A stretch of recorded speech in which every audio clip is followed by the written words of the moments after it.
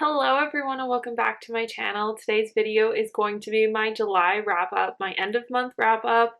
I can't believe it's already the end of July. It really flew by. I said the same thing when I was filming my August TBR. Like, I actually can't believe it though. It really flew by. But I have read quite a few books this month and I even learned to DNF a couple of books. So without further ado, let's hop into the stats and then we'll talk about the books. Okay, so I read 20 books, a total of 20 books this month, and 12 of them have been since the mid-month wrap-up, so I'm not going to talk about those first 8 books. If you want to hear more about them, make sure you go watch my my video for that's like halfway through the month. I also did 2 DNFs this month.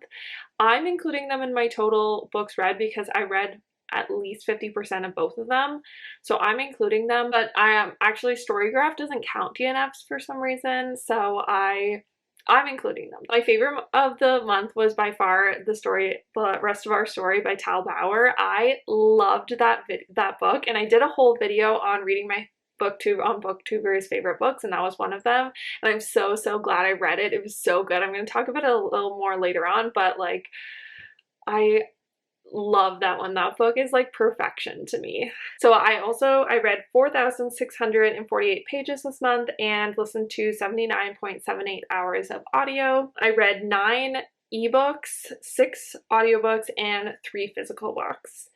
And my top 5 genres were romance, contemporary, sports, historical, and fantasy, which brings my total books read for the year so far up to 150, which is nuts, but I'm so happy that I have audiobooks and stuff like that, so even busy months like July I can still get a ton of reading in because books are just like my happy place. So anyways, let's go talk about the books now. So the first book that I want to talk to you about is Ghosts of Gotham by Craig Schaefer.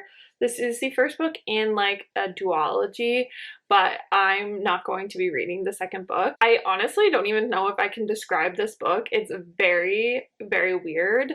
I really liked the first, I think like 30% of this book, and if that had been like its own book, I would have like really loved this book. But after that point, it starts to get really weird and like really off the rails, and it became hard to follow, and I don't know, I was listening on audio, but if I was reading the book physically, I don't know if I would have kept picking up the book. I might have DNF'd it. But overall, like, I did enjoy it. It was very different story. It was a very different story, and it was very different from what I typically read. So I did like it. I gave it 3.5 stars, which I'm surprised about. Honestly, I would have thought it would be less. But I was intrigued by the story the whole time. It's just that I didn't really care about any of the characters, and it just was very strange, very hard to follow. But I didn't predict the ending or anything like that, so I don't think I'll continue with the story because I just wasn't invested enough to continue with the story. But if you're looking for like a urban fantasy book that has a lot of twists and turns and is also kind of a little bit romantic suspense a little bit, then maybe you'll like this book. Okay, and the next book that I read was War of Hearts by Samantha Young. This is the first book in the True Immortality series, and I loved this book. I did a whole reading vlog where I read werewolf romances. This was one of them. Yeah, so I read this one and another book as part of a werewolf romance reading vlog, so I won't talk about this too much because I went in really depth in my thoughts in that. So basically this follows Thea, who is a supernatural being, but she has no idea what, and she's on the run from her adopted dad, who was kind of torturing her because he found out that she is a true immortal. She can heal anybody of anything, and she can't die unless something very specific happens.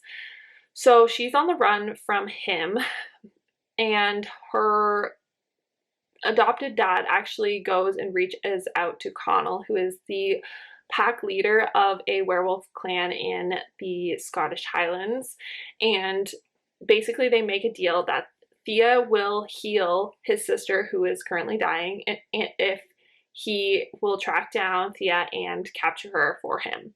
And obviously Connell doesn't know any of this backstory with her adoptive dad, so they really butt heads at the beginning, and she has like a thing with planes, so he has to travel a road trip back with her, and it's a lot of fun. I love the banter in this. Samantha Young writes really good banter. I wasn't sure how I was going to like this book because it is very different from the On Dublin Street series that I really liked Samantha Young for previously, but I think it was so well done.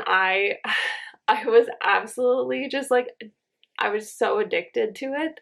I loved it. I can't remember why I didn't give it a full 5 stars, but I gave it 4.75 stars. I think there was something very small that I would have changed about it, but I can't think of what it was, but it was very small, whatever it was. So, and I'm definitely going to continue with this series because I loved it, and I just love Samantha Young's writing. She hasn't missed for me so far. The other book that I read for the werewolf reading blog was The Forbidden Alpha by Raven Ashley. I picked this one up. I just randomly found it on Kindle Unlimited, and it sounded like a lot of the books that I used to really love about romance or werewolf romances when I was reading Wattpad stories.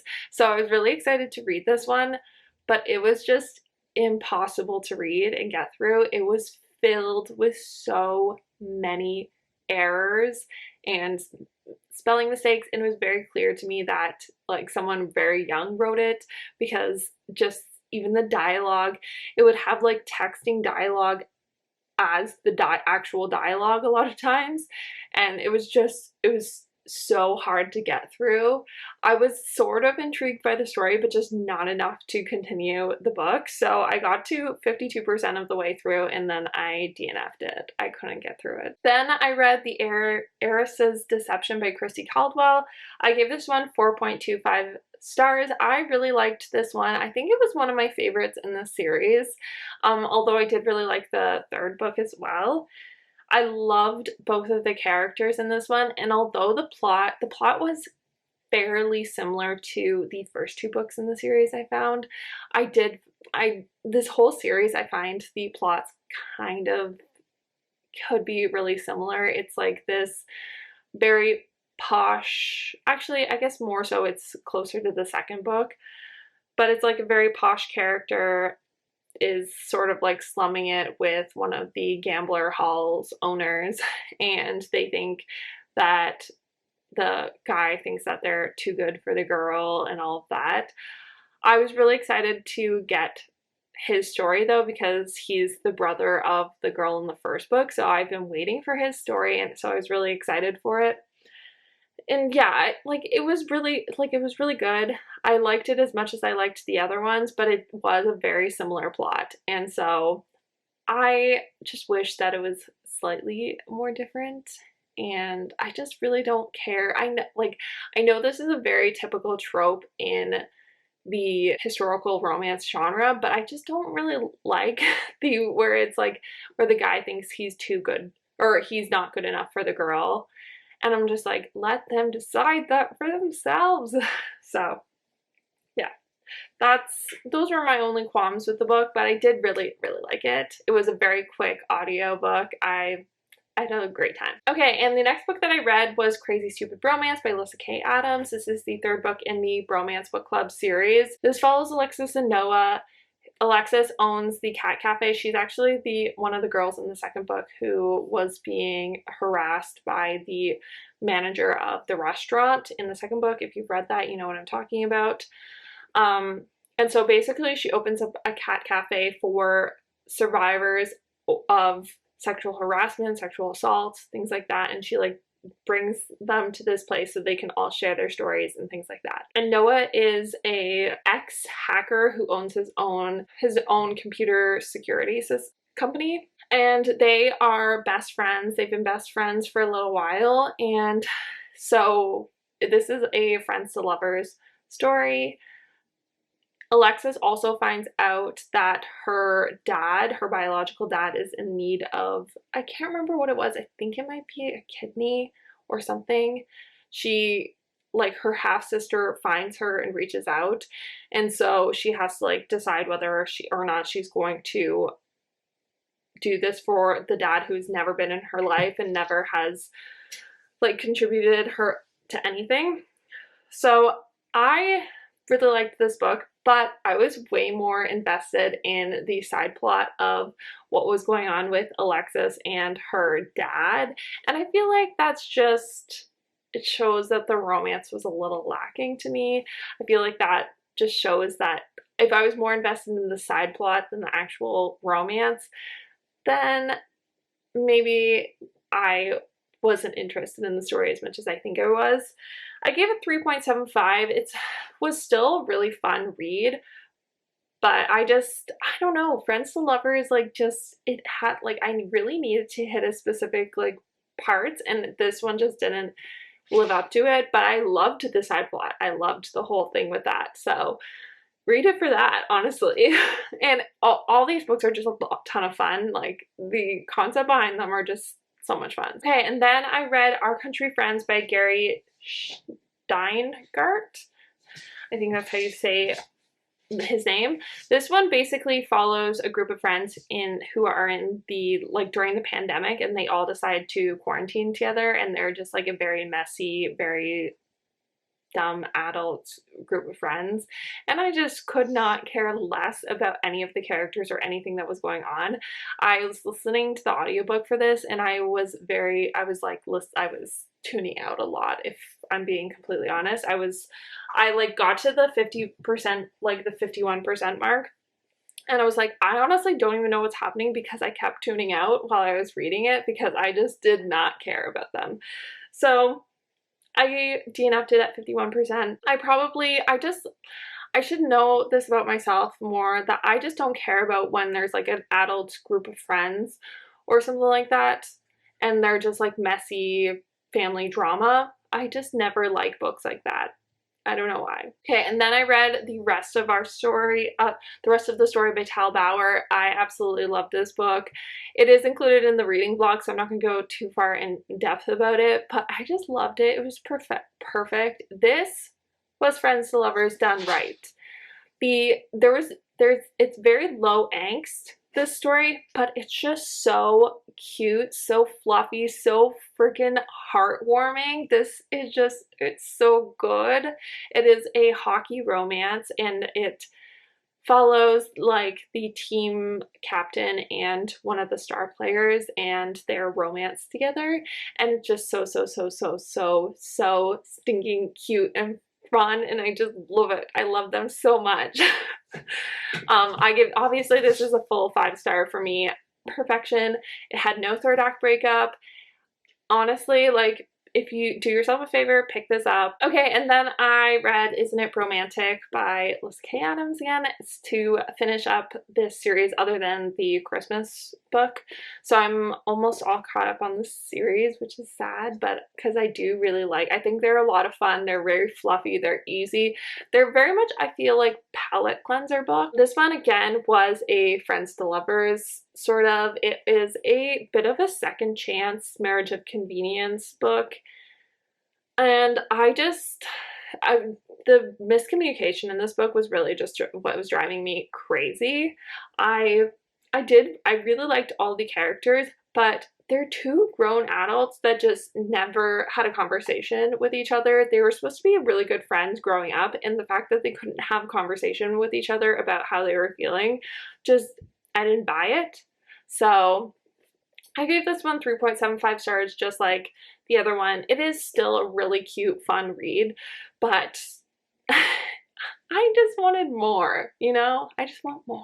Okay, and then I listened to the audiobook for Run Rose Run by Dolly Parton and James Patterson, and I'm really glad that I listened to this on audio because it is a full cast narration with Kelsey Ballerini and stuff like that and others in it, and I did really like it, but it ended so quickly. I feel like there was a lot of loose ends that just never got brought back up. I don't know, the ending really was what stopped this for me. Like, actually about halfway through the book I started to lose interest it just wasn't keeping up the same momentum to me. The first half of the book I was really, really liking, and it just lost steam. So I gave it 3.75 stars. It was still cute and it was still good, but I wish that it was, I think it like could have been better if it was like a little shorter and the ending was a bit more fleshed out. Okay, and then I read Be Still My Heart by Savar Miller and Emily McIntyre. This is a romantic suspense, and this was so good. I did not know what to expect going into this. I would say I feel like it's more of a mystery or like than actually romance. It is a second chance romance. There's some parts of it that just like were not believable at all. Again, I feel like the ending, I did predict the ending. I did predict who the bad guy was. Probably like halfway through the book I predicted it to myself, so obviously that takes away from it a little bit if you can guess the ending, because I feel like a romantic suspense, if you can guess who the ending person is, actually it's not just romantic suspense, it's thrillers and mysteries in general. For me, the fun is just like the twists and turns, so if I can figure it out before I get to the end, it just ruins the book a little bit for me. But I did really like the romance, even though I felt like it was a bit more of a side plot rather than something main, like a main part of the book. But there is some spice in this, and it is very spicy, the spice parts. But it was a really fun read. I highly recommend it if you're looking for a romantic suspense book. It is a lot of fun, and it is a really good mystery, so I give it 4 stars. Okay, and then I read Little Lies, which is the first book in the Lies, Hearts, and Truth series by H. Hunting, which is Helena Hunting's, another one of her pen names. I listened to this on audio. It is also part of that reading vlog that I read BookTubers' favorite books of the year so far. And this one was a lot of fun. It was very angsty, it was a brother's best friend, which I love brother's best friends, especially when they're angsty, and this was definitely that. It was so much fun. I had a really good time reading it.